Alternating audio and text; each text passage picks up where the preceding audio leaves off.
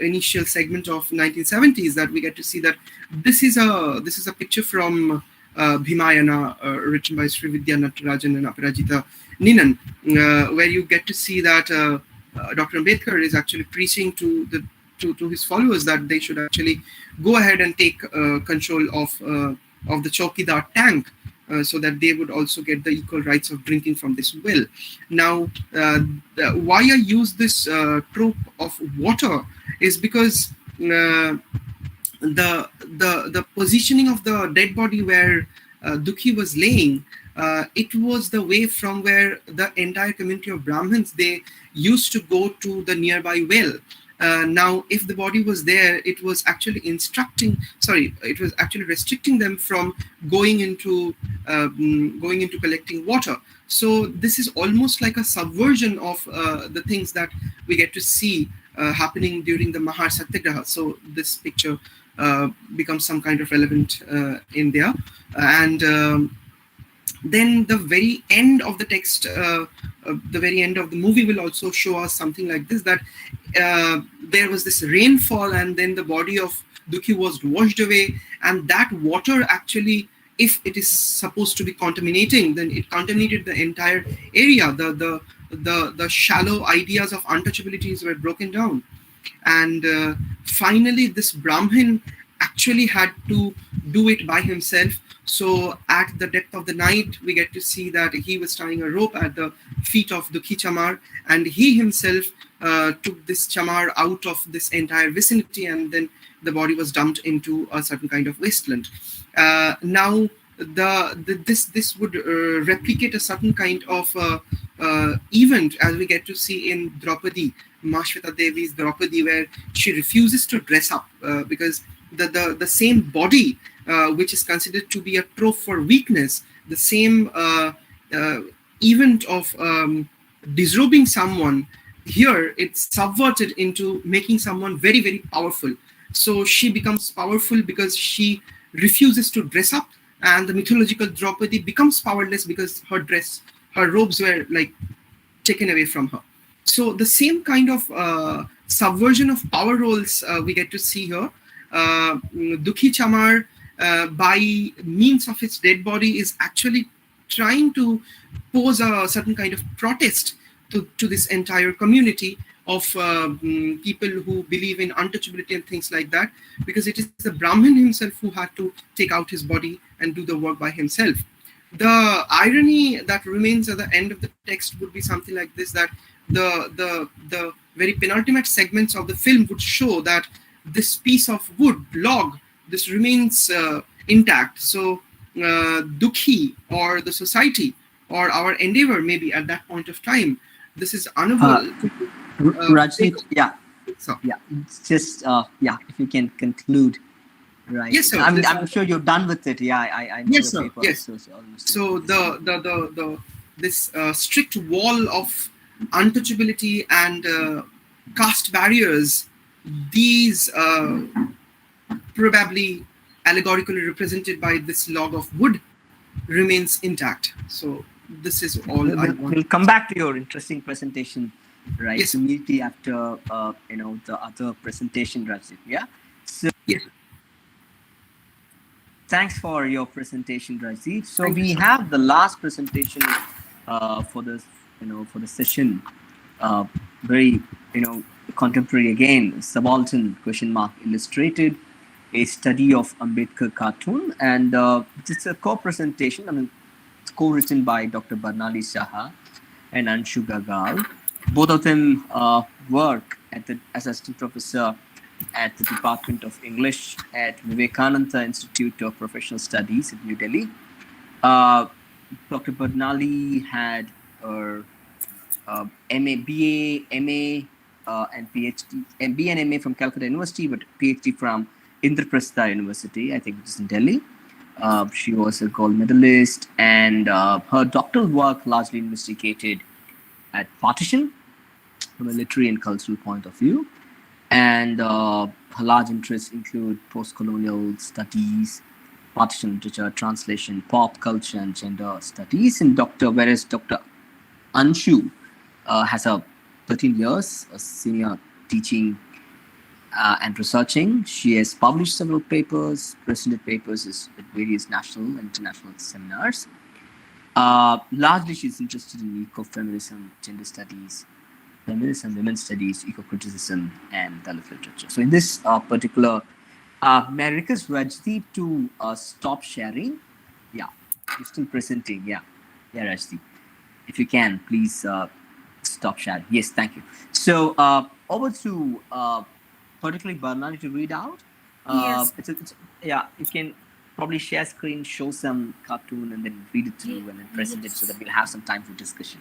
And I'm reminded if we have time, we can take some more time. It's not an issue. Yeah, yes. Go ahead. Is my screen visible, sir? Yeah, it is. Okay. Thank you so much for the introduction. It's actually a great honor speaking before you, somebody who is as legendary as you are. I'm really very humbled. Thank you so much for giving me the opportunity. No. And this is first. Yeah. Thanks a lot. Topic of our presentation is Subaltern illustrated a study of Ambedkar cartoons. An assessment of the national historiography of India suggests its significant confining in the figure of Mahatma Gandhi, whose overarching presence in the official annals of the country is visible in conjunction with Nehru and other scions of the Congress party. Further, literature prescribed by the government and newspaper culture of the decades leading to India's independence, as well as the editorial policy of newspapers ideologically inclined toward the dominant Congress view, attests to an analogous representation. In this context, what is interesting is how the press, as a transmitter of information, used visual rhetoric, often polemical, sometimes highly provocative, to communicate their political position, and in the process, the figure who almost always, as a rule, was portrayed negatively and in the nationalist Indian press is that of Dr. Ambedkar. Consider, for example, this cartoon. In this cartoon, the visual rhetoric directs our attention to an easy association of Gandhi as the reflection of the national signifier. The much tormented, yet the bold and virtuous Bharat Mata. While in the next cartoon, we observe him as a flag bearer of the freedom of speech. In contrast, caricatures of Ambedkar all too frequently replace one idiom of prejudice with another, with casteist slur sliding into easy sexism of the cartoonist, often infantilized or shown as a woman who sleeps around. Ambedkar is frequently derided in the nationalist press. Consider, for example, the cartoon that I have here on the left. It's called Open to Engagement. And this cartoon, apart from its troubled gender politics, also exhibits a subtext of political turmoil that is heightened by Ambedkar's indecision and pride. The politics of representation and the representation of politics have always existed. History is full of examples. While the representational path marked out for Gandhi leads to a demigod-like direction, Ambedkar's appearance in nationalist press is a contested zone, despite the fact that along with Gandhi, it was Ambedkar who was truly a mass leader of his time. The lack of appreciation for Ambedkar's role as a human rights representative for the depressed classes, his numerous endeavors, political and otherwise, to overhaul their situation become more conspicuous by their absence in the nationalist press when one studies him against the representation of Gandhi as the national metaphor of ideal political signification. The following cartoon is quite important in this respect. No discussion of Ambedkar cartoons can have effect without a consideration of the cartoon titled Indian Constitution at Work, which depicts Jawaharlal Nehru whipping a snail on which Ambedkar rides. The cartoon, published in a textbook prepared by the NCRT, caused much controversy in the Indian Parliament in April to May 2012 and was ultimately removed at the behest of the Dalit lawmakers. While many Savarna critics defended the cartoon, which in their opinion talks about the slow-paced creation of the Indian constitution helmed by Ambedkar, the casteist subtext of the cartoon features another story. Nehru, with his upraised whip in hand, is a definite representative of the Brahmin class who denunciates the Mahar Ambedkar's tardiness in the delivery of the constitution and is out to penalize him in a manner common to his position as a Savarna Hindu even today. Further, the whip-holding Nehru stance vindicates, and here I quote John Berger, a promise of power which he embodies, unquote, while Ambedkar's downcast eyes and back exposed to a symbolic and literal beating from Nehru suggests that to become a Dalit is to be born, again within quotes, within an allocated confined space into the keeping of, unquote, Brahmins. In addition, note the mirroring effect in the cartoon. Both Ambedkar and Nehru are shown as holding whips, but while Nehru's whip is upright, Ambedkar's lash is wilted and flaccid, suggesting his symbolically castrated social position wherein Dalits are expected to offer up their labor. British cartoonist Ted Harrison has a tripartite theory of caricature. There are three things all caricaturists look for. The subject's DNA, that is the essential, which includes the essential bone structure, the subject's acquired characteristics, which includes obesity, etc., and the subject's vanities, like Hitler's mustache. While caricaturing Ambedkar, however, apart from the aforementioned, what is most maximized is his caste. Shankar's cartoon, titled The Towel, the Tar Brush, and the Hammer, seems to be motivated to convey its readership that with people ready to malign Hinduism, a problematization of its tenets is not only instrumental but imperative as well. In the cartoon, we see an image of Gandhi can be seen on one side, calm and composed, cleaning a deity, Hinduism, which has been tainted by the untouchability problem. The other side is populated with a visibly agitated M.K. Acharya, an essentialist Brahmin Sanatanist who opposed temple entry movements, the Child Marriage Restraint Act, and Gandhi's efforts to reform Hinduism. The cartoon depicts Acharya as tarnishing Hinduism, whereas Dr. Ambedkar is depicted clearly as an angry and unhinged man trying to bring down an entire sacred structure frantically by whacking it with a hammer. He is a minor player in the presence of the giants such as Gandhi and M.K. Acharya, a person who tries in vain, it seems, to destroy something that is clearly more powerful than himself. It is worth noticing here that Ambedkar's body is arranged in a way to display it to the man, that is the reader or the spectator who is looking at it. The picture here is made to appeal to his, that is the spectator's, understanding of Hinduism. Ambedkar, situated at the margins of the illustration, armed with a hammer, an essential Dalit tool for trade, his stature abated, acts as a confirmation and provokes a very strong sense of Dalit identity, placed strategically under the pedestal of Hinduism and deliberately beneath the Sanatanist M.K. Acharya.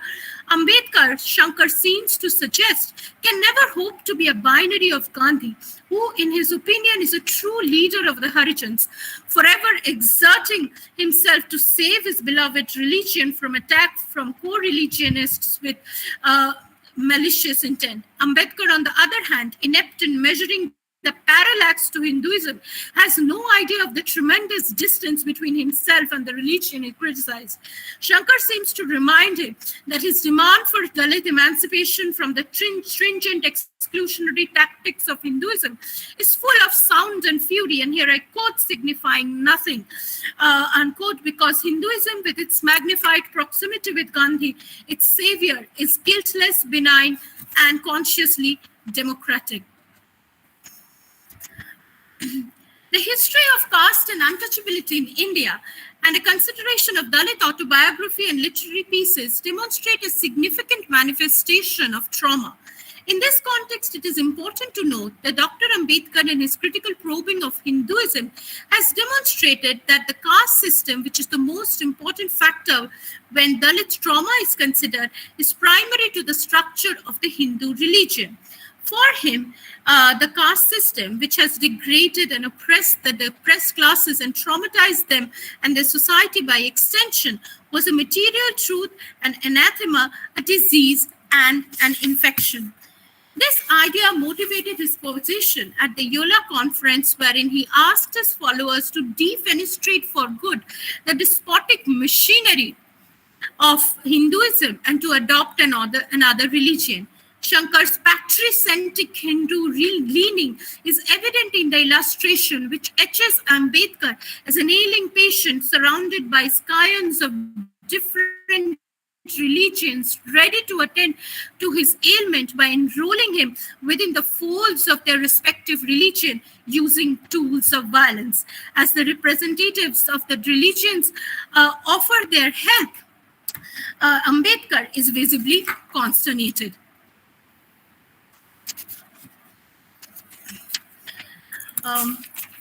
Temple entry is given to Harijans. Comments on Dr. Ambedkar's entry to Viceroy Linlithgow's Executive Council as a Labour member during the crucial time of Britain's entering the Second World War, when need was felt to mobilize the colonies in war efforts. The cartoon viciously lampoons Ambedkar, who had said that Brahmanism is the poison which had spoiled Hinduism. Far from inflicting injury to the untouchable Mahar for besmirching a sanctified space or temple, or here the Executive Council, Viceroy Linlithgow, represented as a Brahmin's priest, stands next to the temple entry, graciously ushering the same Harijan who had declared during the Kalaram temple entry struggle, saying that I have no more use for temple entry. I want the depressed classes to concentrate their energy and resources on politics and education, and I hope they will realize the importance of both. The cartoon deliberately hints at Ambedkar's self-sufficient motives by suggesting that if personal gain is concerned, the upright Baba Sahib could change his colors as well. While the entire narrative might seem uncanny to the Dalits, the Savarna delight is evident in the pointed suggestion that when Brahmin pride is considered, the British true are like the Brahmins. Further twist is suggested in the subtext by the idea that if both the British and the upper caste Hindus are essentially share the same socio-cultural political ideology, the Dalits have no way but to accept the majoritarian beliefs. The cartoon shows Ambedkar smugly walking into the metaphorical temple Viceroy Executive Council as a Harijan, a term coined by Gandhi, which he decried because of its religious association, and preferred to use the term Dalit instead, is problematic on many levels, but mainly for the fixed appropriation of a suggestive analogy between temple entry and willful Dalit subservience. Dr. Barnali, I'm sure you're completing. Can you? Yes, sir. I mean, I know you've reached the last part of the. Yes, sir. Yes, Yes, sir. I actually wanted to. I'm so happy to see you here, so I just wanted to finish it. So, may I, sir, just comment on this cartoon and then go to the conclusion? You're pressing for time, in a word, in a sentence, probably. Yes. Bible. Just. The temple entry idea is employed in synonymous mode in a cartoon that appeared a few years later in Pioneer, titled Bypassed. The cartoon problematizes the history of the time by showing a dark-skinned Ambedkar being denied entry into the cabinet temple by Clement Attlee, caricatured as a Brahmin priest. The racism aside, it seemed that the narrative of the previous cartoon is subverted here, in that the smartly dressed Ambedkar of the previous illustration is caricatured as a whining infant who is about to throw a tantrum. The depiction of the representatives of the British Empire as a Brahmin priest in the respective cartoons vindicates the idea that the Congress majority and the British are co-religionists and upholders of synonymous political ideology. These are some of the cartoons that are illustrated by Dalit cartoonist, and this is by Shyam Sundar. He's also known as Shyam, and his cartoons problematize Ambedkar, give him an agency, an identity that is conspicuous, that are conspicuous by their absence in the cartoons that are illustrated or drawn by non-Dalit cartoonists. So in conclusion, in my examination of Ambedkar cartoons, I've demonstrated how Dalit representation is rooted in Dalit social experience and the corporal trauma experienced by the Dalit body. The paper has examined the contingency of Dalit oppression as problematized figuratively and literally in select cartoons featuring Dr. Ambedkar. The paper has read and critically analyzed how Savarna definition of Dalit as a subaltern category is problematic and is evident in images and subtexts of Savarna graphic narration, cartoons, and illustration. It is the subtext of the cartoons discussed that brought to the fore the idea that when trauma of the depressed classes are considered, the apparatus of the Hindu caste system need to be critically analyzed. Thank you so much. Thanks, Barnali, for heeding into us. And I'm also being pressured because we have the next session at 4. So we have to finish a little earlier. Thank you for this very engaging and very inviting presentation. I'm also interested quite a lot, and I know a lot of my friends who are working on this area. So this is largely Barnali's, if people are not aware, sources are from Shyam Sundar Unamati's Not Just a Laughing Matter. Everybody should have a copy of that, where he had collected cartoons on Ambedkar from 1929 to 56, like until his death. So it's a compilation, but cartoons on Ambedkar, like not cartoons which are drawn by followers of Ambedkar. It's like the public media. So it's on that collection. And Unamati himself is a cartoonist, and that's the last thing. So it's largely on Unamati's work as well, Barnali's. So thank you for that, Barnali. Very, very important. We'll come to the discussion in a while. So first to Rajdeep. Rajdeep's presentation, if you all remember, was on this comparison of the short story and Ray's short. It's a film, but it's actually also a state film, right? Ray makes a film, and then for DD Doordarshan, it is also screened in the television mode. Right, it's very interesting. So very interesting reading, Rajdeep, and so there's also history of this reading, right? As you're rightly put, Meenakshi Mukherjee. It's a collected anthology, so she has done this work. My interesting thing is now why? I mean, you can think about it. You don't have to answer. You think, you can reflect on this question. Why this piece reading now in a similar fashion of Meenakshi's work, which was published, I think early 2000s, 20 years later, the same thing. Because I'm asking this question in a particular context, because there are two things. First thing is, if you take the story itself, the Chamar, right, and you are mispronouncing it as the Chamar as the... Yes, Maitosh, we'll finish it, don't worry. Yeah, it is winding up in 5 minutes. It's just an information to you. There's a lot of historical work, Ram Narayan Rawat's work on reconsidering untouchability, where Chamars have actually from the 19th century onwards, historically, have mobilized themselves and claimed for a different kind of argument that they were also landowners, they were also protest makers. There's different kind of identities for Chamars there. While literally, in the nationalist public sphere, Chamar is an essence of a particular polluting job. Where the Chamars as a community had different jobs, they were doing different jobs. They were untouchables, but they were also contesting it continuously, right, across time. So, and there's a lot of historical archiving of it, right? And you have these two writers and filmmakers, 1930s, you just mentioned on Mahat Satyagraha, which happened in 1929, Ambedkar's whole, roundtable conference, 1932, then you have 1936, this very interesting, annihilation of caste happening. This is a very powerful time period for the Dalit movement or the anti-caste movement, largely, right, across the subcontinent, right, across not just in Maharashtra, across the continent.